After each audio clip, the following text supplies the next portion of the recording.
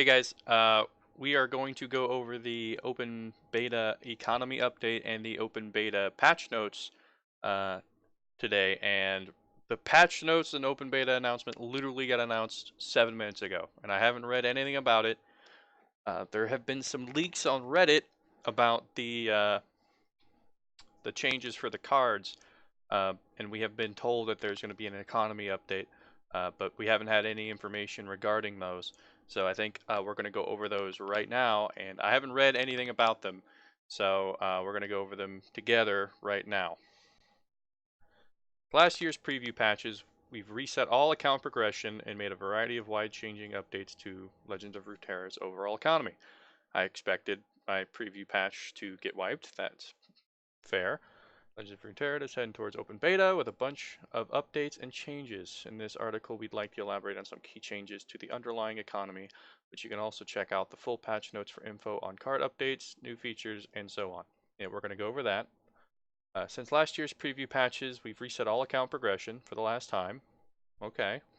And made a variety of wide-ranging changes to Legend of Runeterra's overall economy, impacting everything from the relative cost of coins to how much experience you'll receive from wins.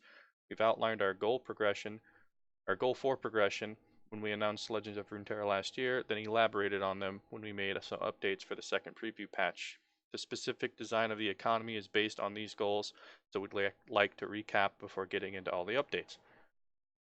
They aim to create the game where how much money you spend is not the deciding factor. Thank you. Give players meaningful choices in how to expand their collections and support the discovery of experimentation that makes card games fun in the first place. Thank you. Ensure being set complete before the launch of the next set is achievable without spending a coin, even if you are not a streamer or a pro. Thank you. Final account reset. I think that's just going over if you purchase content using coins during the preview patches, we've reset any content you've purchased before then and return the coins to your balance. The exact number of coins has been changed. So they're going to, down here they're talking about the values of coins. So I think from what I heard from the coin pricings, that you're getting more bang for your buck. So that would be nice. Price structure, we reviewed regional pricing comparisons, particularly between countries on the same shard, which means the degree of these changes varies quite a bit depending on your local currency. I live in the United States, so that's what I'm going to be seeing. Some will see relatively similar prices, US dollar and euros, while others will see relatively higher prices, Turkish lira, Brazilian real, or relatively lower Japanese yen. Overall, you'll now receive fewer coins in purchasing them, but content prices have also gone down. Here are the examples in US dollars. So you used to be able to purchase 1,380 coins for $10 and a champion wildcard cost 400, and now you get 1,000 for $10 and a champion wildcard costs 300. Purchasing champion wildcards with coins now require 3.5% more when using US dollars, varying slightly depending on the number of coins purchased. Interesting. So they just made things cost a little bit more from what I'm seeing. 3.5%. I don't think anyone's really going to care about that. I'm personally not going to care about that. I'm going to be trying to be a mostly free-to-play player, so I like that the $10 is 1,000 coins. You know, makes it a lot simpler doing math than 10 to 1,380 because that's a little whack. I think that's the same way it is for RP and League of Legends, so interesting. Operate with 25 currencies. The XX prices change.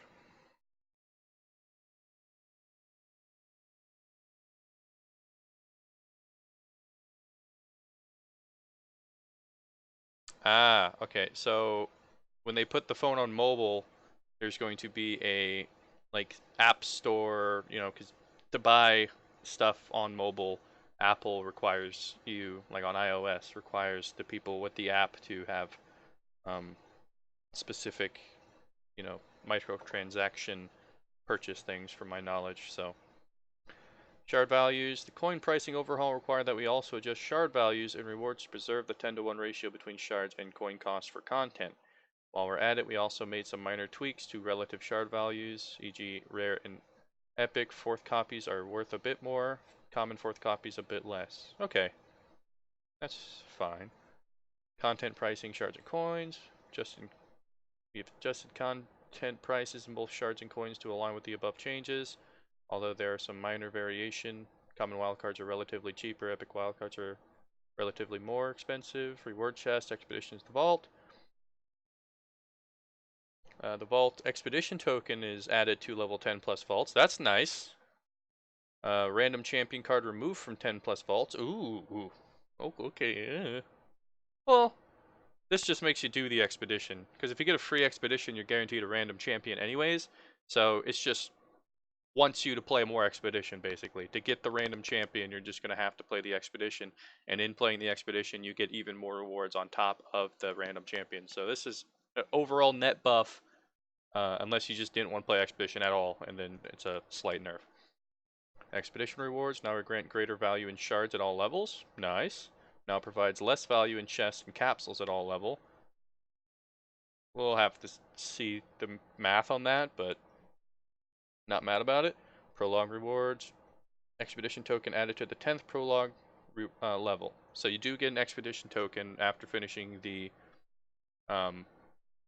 tutorial. That's what I'm assuming the prologue is.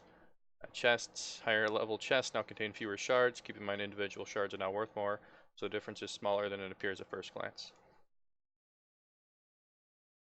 These changes, players should be able to more consistently finish their expedition trials and reach open play and get a greater chunk of their expedition rewards in raw shards as they could put towards specific cards for more trials. Okay.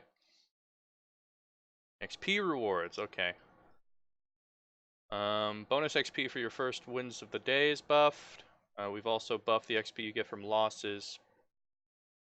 Shift gives you more XP up front and over both wins and losses, taking it from the latter games, which means eventually your XP gains will tail off as you reach many hours of Legends of Runeterra in a given day. So first win, 400 bonus XP for your first win, 200 for your second, 100 for your third. Base win is now 200 from 250. So with that, after 14 games? After 14 games, you're even, and then every game after that, you lose XP. 14 wins, I would say. Base XP from losses is now 100 from 25. Okay, well, just throw that out the window. 25 felt real bad. You used to win 250, and you lost, you got 25. So you felt real shafted. So that is super nice. Diminishing XP rewards over many hours, wins per day.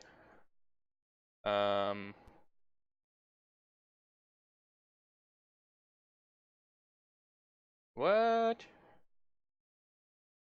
Wait.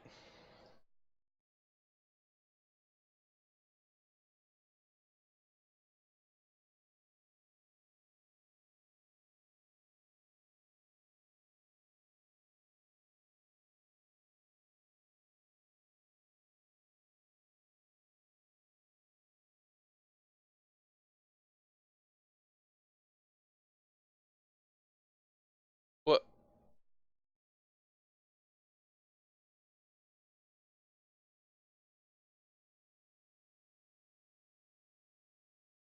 Okay, wait. So, if I wanted to no life this game, which I was planning on doing, and I get 31 wins and 21 losses, then thereon after I won't get XP? Like, at all? What? That's like a time gate. Like you're time gating me. Granted, 31 wins and 21 losses in one day is going to be very hard to do, but I don't think I should be time gated because I'm playing a lot. I don't like that. I don't like that at all. Comparison to old values, reduced win XP doesn't set until the 10 wins in a day, which is on average 20 games or 3 hours 20 minutes. Overall XP is higher to 14 wins where it evens out. Losses grant more XP till 21. where they then grant 0. Generally, we don't expect players to reach comparity lower XP until... Okay. I really don't like this part. This part, I'm not on board with. This part I was fine with because, even if this stayed the same, I'd be okay with. But after 14 wins, equivalent from the preview patches, you would gain less and less and less XP over time after your 14th win. And with this, it would bring it back. But why is this here? I don't agree with this at all.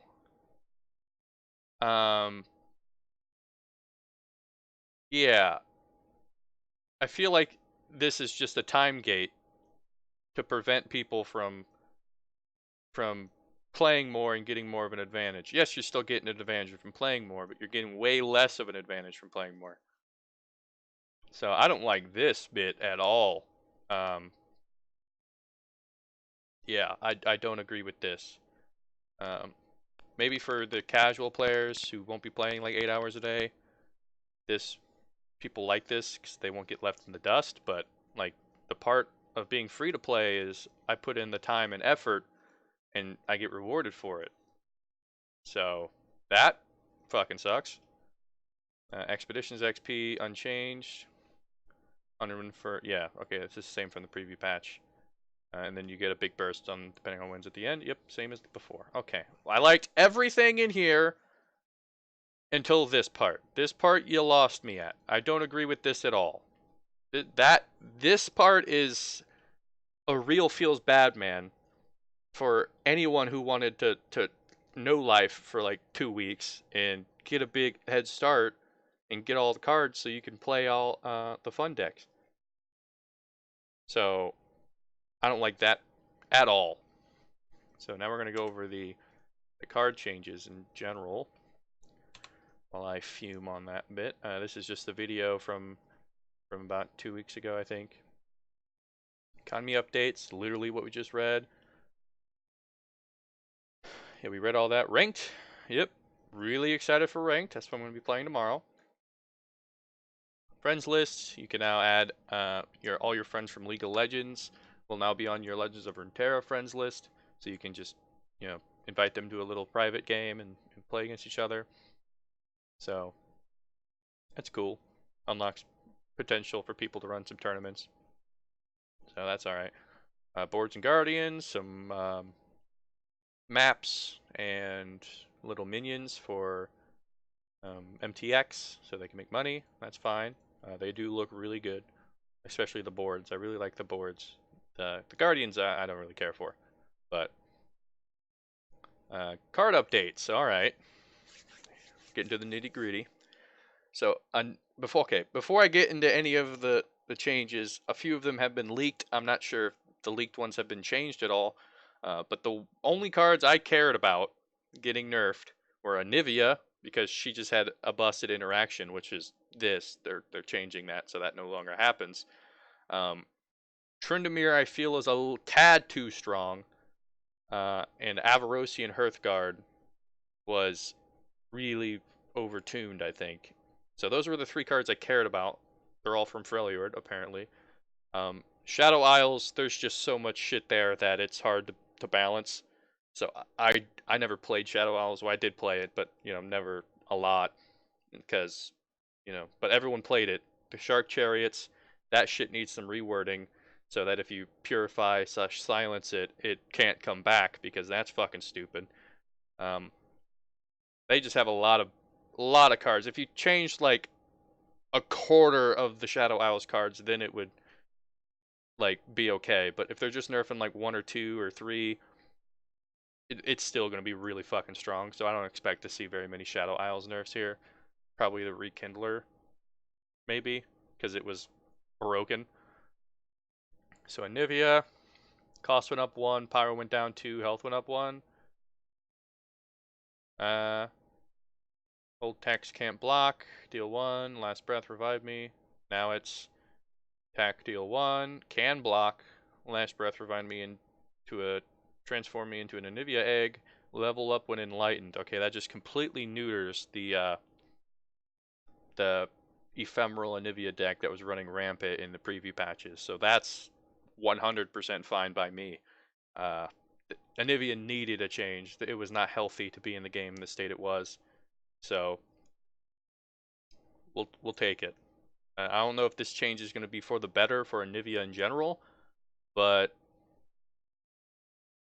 well, time will see. Time will tell. Ezreal. Oh, okay. Um, old text. Wait, this is leveled up? Yeah, this is leveled up. Old text next strike cost create a 0 cost fleeting mystic shot. You cast a spell, deal 2 to the enemy nexus. Okay. Next strike, create a fleeting mystic shot when you cast a spell, deal. Okay, so it's just not a 0 cost fleeting mystic shot anymore. I don't think he was that strong. I mean, he was good for sure. Let's see what they said. Ezreal's level up was slightly too consistent at immediately ending games. Yeah, that's true. But we wanted to add a bit more suspense to the "is this it" moment that comes when he hits level 2 without impacting his power level overall, leaving the mana cost and his fleeting mystic shot won't impact him early while helping keep his late game. Okay, that's fine. I wonder what they said about Anivia. Based on internal playtesting in the first 2 preview patches, we found Anivia was in a pretty bad spot. 1000%. Especially when players went all in on building their deck to exploit her strengths. The ephemeral. Often she could not be leveled up with almost no chance for the opponent to interact. Yep. With these changes, we're preserving her copy / sacrifice synergy while giving opponents more consistent opportunity to react. Also, by reworking her to fit into an enlightened deck, we think that she'll have a clearer role as a control ramp finisher. Finally, we heard feedback that Anivia's design felt off thematically, particularly in her inability to block, so we moved the trait and adjusted her stats to support both an ice wall feel and roadblock playstyle that better synergizes with her abilities. We'll see. But yeah, that shit needed to change. Vladimir, I hope Vlad got a buff. Level up when you've had 6 plus allies survive damage. New text, level up when you've had 6 plus allies survive damage. It's the same fucking thing. Oh, it's just not other allies, it's 6 allies, so he can be injured and he can level up. Vlad's level of progress was weirdly inconsistent across copies of himself. This mole buff corrects that issue. That's fine. He was a little weak. Tryndamere, please nerf. Level up, he lost tough. Go watch my Ferelior card review series 2 months ago, and I literally said he did not deserve tough. I have that 2 months ago saying that he does not deserve tough on his level up. It's too overkill, and guess what they did? They removed tough. So we'll take that. Tryndamere was just a tad too difficult to deal with at level 2, yes, and constrained the window of interaction to deal with him, especially when cheated out with Thresh or Ramp spells. Removing Tough should give a mid-range deck a better shot at interacting with him and making the Barbarian King a less bit tyrannical in expeditions. Yeah, he was... Oh, no! Oh my god. Oh no, this fucks my whole thing up. My starting day 1 deck tomorrow was a fucking mid-range elite deck. And now I have to redo all the math I put into the shards that I was going to get from expeditions and shit. Because now I won't have enough to craft all the cards I theory crafted. Because I'm going to have 3 Battlesmith. This change is aimed at expeditions, where Demacia and the Elite Archetype in particular has been overperforming. This patch's content also makes an ideal time for using a rarity adjustment as a balanced leveler. Then the stat effect tweaks to preserve rarity balance in Demacia. We're also removing Silverwing Vanguard from rare to common. Silverwing Vanguard fucking sucked though, so I mean, thanks dude. Fleet Feather Tracker. When you summon another ally, grant me Challenger. Tracker is slightly too frequently used, setting up risky bar for the Demacia 1-drops. Yeah, given the utility of cheap Challenger units are making you work on to turn on the bird's power. So if this challenger lasts, like as soon as you play another ally, that's fine. If you have to play an ally every turn to give this thing challenger, it's not nearly as good. Avriosian Hearthguard, nerfed itself by 1. Yes, it was by far the best 5-drop in the game, so it had the highest health of any 5-drop other than like 1 it tied for. It had 5 power, which is pretty much the highest that a 5-drop had. Maybe there's like 1 or 2 others that had more. And its fucking effect is insane. So yeah, this card needed a nerf 100%. Catalyst of Aeons, mana cost went up by 1. In the preview patches, some people played it, but they really only played it like later in the game to heal for 3, so what do they say about it? Catalyst only offer too much ramp and sustain at 4 mana, allowing it to consistently fit the curve ramp decks 1 on turn 3, bumping it provides it to 5, provides time for opposing decks to interact with the ramp deck, and more room for us to add tools to ramp decks in the future. It also better differentiates Catalyst from Warding Stones, ideally making the inclusion of both in deck more choice and less of an auto include. That's fair. I feel like it might be a little too rough at 5 mana. I don't think anyone's gonna play it. Maybe could have touched the health restored, but we'll take what we can get. Warding Stones, health from 4 to 3, perfectly reasonable. Being able to block like 2 things on turn 3 guaranteed was really fucking annoying, so that's fine. Cloud Drinker, health from 7 to 5. Remove the Enlightened. Cloud Drinker is a dangerous combo piece, but it was doing too much by also acting as a huge blocker to defend against combo strategy. We're reducing its health for also removing the super effect of Enlightened, which was risky long-term, potentially enabling infinite/game-ending combos without offering much to existing Enlightened strategies. It was really only used in that one deck, right? Wasn't that fucking good, but that kind of sucks.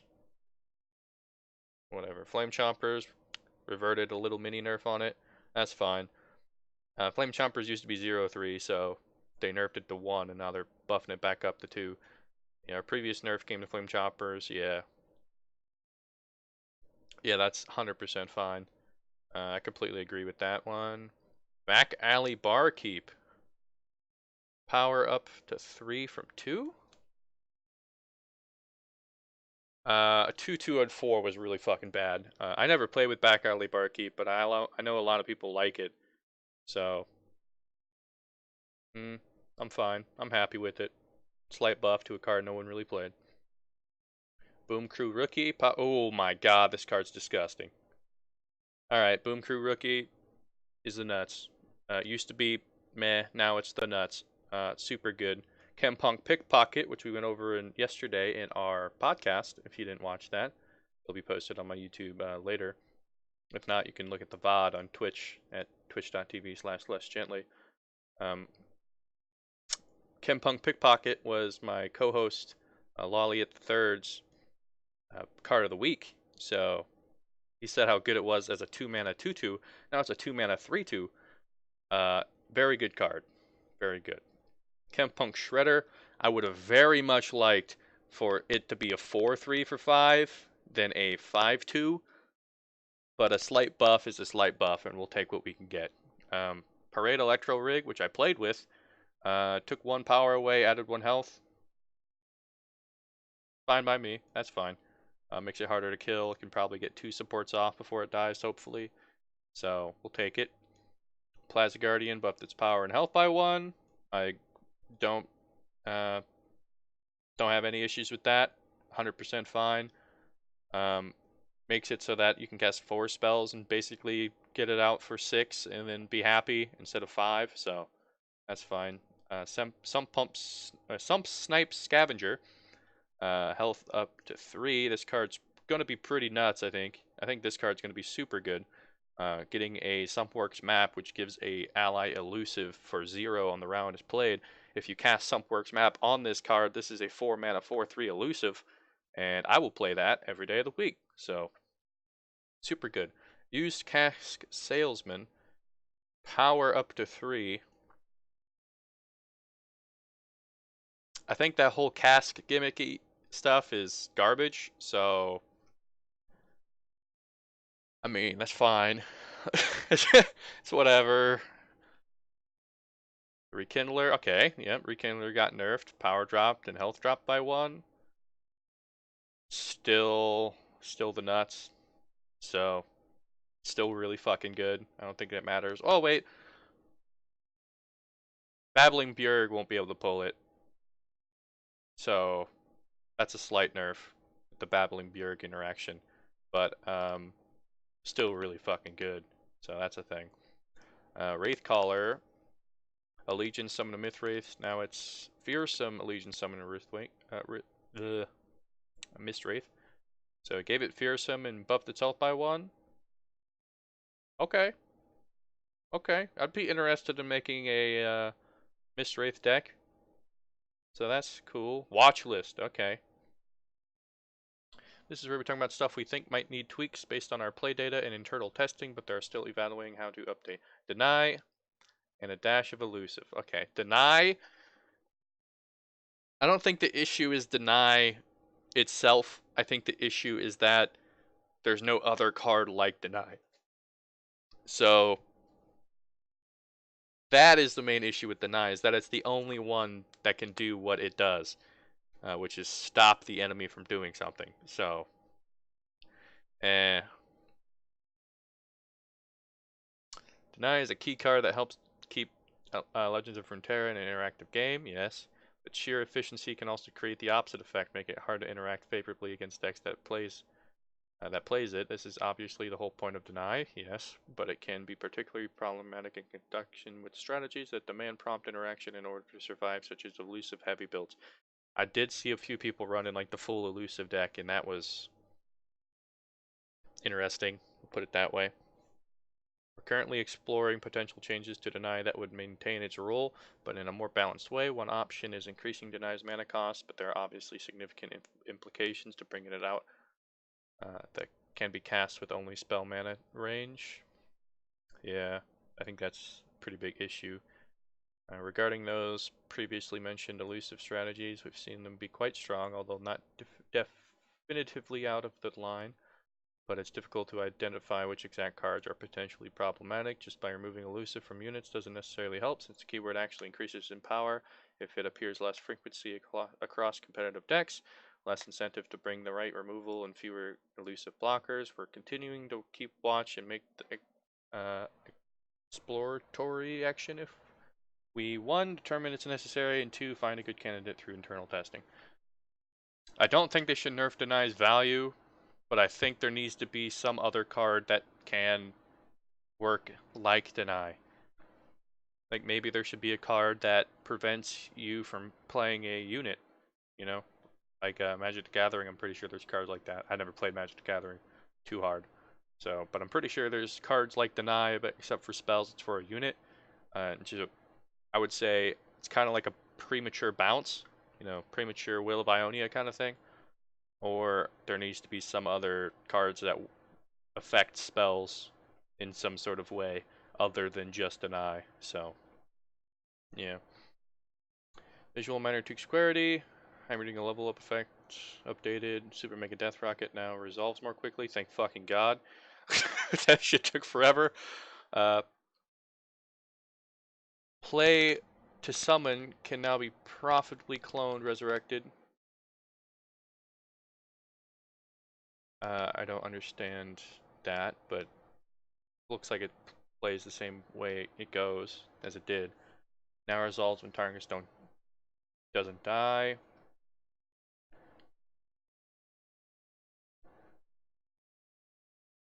Okay, so you can use Glimpse Beyond Atrocity and Ethereal Remitter on Tryndamere now. That's okay. Can now be played with full board of units: Navori Conspirator, Ravenous Butcher, and Ancient Crocolith. Now requires an open unit slot, possession.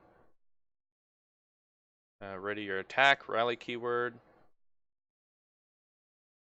Oh, so they just added a new keyword called rally. Okay. That's fine. More clarity. Text updated for clarity, Shark Chariot, and Rekindler. I really want to see this fucking Shark Chariot shit, because if you try silencing it, it doesn't work, because I found that out the hard way. A rarity shift, Silverwing Vanguard changed from rare to common, yeah. Magnificent icons. Pops up the champion's enemy deck at the beginning of the game. General improvements.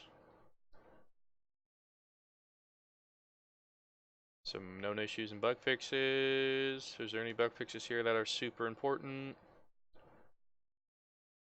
I had that issue before in the preview patch.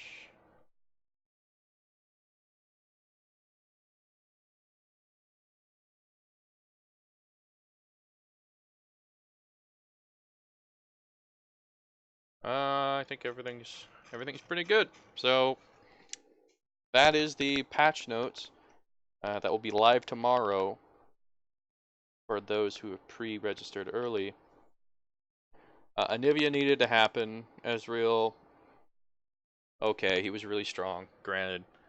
Vladimir buff is nice. Tryndamere change was really quality of life needed. This cucks my whole plans, so right after this video, I have to go redo my whole deck, which kind of sucks. Fleet Feather Tracker, fair. He was really good. Avarosian Hearthguard, I'm happy with. I really wish it was when I'm played Grant Allies instead of when summon, because there's some abusive shit you can do with that. Catalyst of Aeons, we'll have to see. I don't think anyone's going to play it anymore. Warding Stone's fine. Cloud Drinker was really only good in that one deck, and now it's garbage. So, Flame Chomper's fine. Needed to happen, probably. Back Alley Barkeep, Boom Crew Rookie, and Chempunk Pickpocket buffs. I'm happy.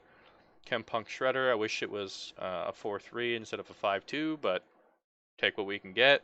Pareto Electro Rig, I'm happy with. I'll trade 1 power for 1 health for that unit.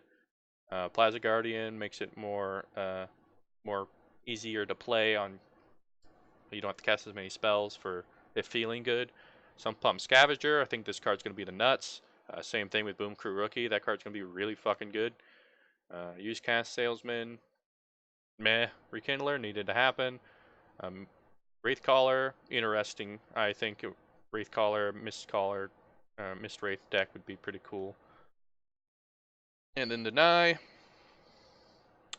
That's a hard thing to balance. So those are my thoughts on the preview patch, not preview patch, open beta patch topic and the economy change. So this is my first YouTube video, other than the first episode of the podcast, which we had an audio issue on with a webcam. So go ahead and let me know if you guys think the webcam thing is proper and you'd like to see it more, or you just prefer me talking like usual. Overall, it's alright. I'm not too excited. I'm not excited as I thought I was going to be. That economy change with the XP and playing for so long that you just don't get rewarded as much, I think is just not fun. Like, I don't enjoy that. I can see how they would do that so people who don't play as much can still earn, but I feel like I should just be rewarded for the amount of time I play. So, we'll have to see, but we'll see. I'll be live streaming on Twitch tomorrow as soon as the game drops. Probably go for at least 8 hours, and I'll be live streaming every day, and hopefully getting the video out every day or every other day, probably every other day. So go ahead, follow me on Twitch, and like and subscribe on YouTube if you like the content, and I will keep talking to you guys